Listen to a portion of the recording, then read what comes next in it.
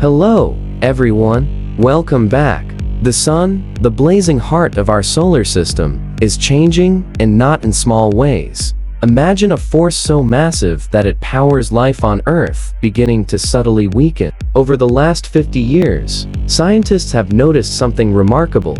The magnetic field of our Sun is slowly losing strength. And that quiet shift could mean much more than just fewer sunspots on the surface. I'm geophysicist Stefan Burns, and today, we're diving into one of the most fascinating stories unfolding above your head right now, the weakening magnetic field of our star. It's a slow but steady transformation that's becoming clearer as we look back over decades of space data. So here's the challenge. The Sun runs on a repeating rhythm known as the solar cycle, lasting about 11 years. During solar minimum, the magnetic poles are strong and stable, with the northern and southern regions acting like the ends of a giant cosmic magnet. Then, as the years tick by, that field flips. Sunspots appear, solar flares burst, and the Sun becomes more chaotic. This is called solar maximum, the time when the magnetic field is in turmoil and the energy output surges. We're in that phase right now, solar cycle 25 maximum, and it's one of the most active we've seen in years. But step back. Take a broader view across 5 decades of measurements, and a different pattern emerges. The peaks aren't as strong as they used to be, and the lows aren't recovering as powerfully.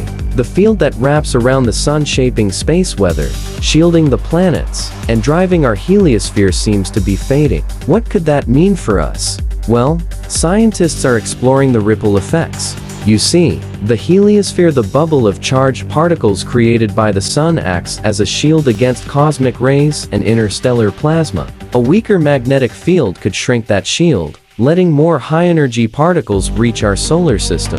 That could influence satellite operations, aviation radiation exposure, and even some researchers suggest the timing of major earthquakes here on Earth. When we line up data from the last 50 years, there's an intriguing pattern.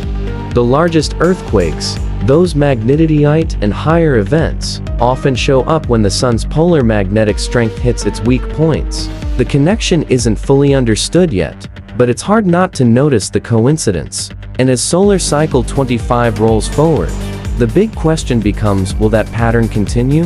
Now, here's where it gets exciting. Right now, as you watch this, massive coronal holes are rotating across the Sun's surface, releasing powerful streams of solar wind. One of them has already circled the Sun 8 times, and it's on track for a 9th. New active regions are forming too, with huge sunspots capable of launching solar flares that could reach Earth in just a few days. This activity supercharges the northern lights, disrupts radio communications, and reminds us how connected we are to our star's moods. The Sun isn't just a background glow, it's alive with motion and magnetism, a pulsing engine shaping everything in our solar neighborhood. So where does that leave us?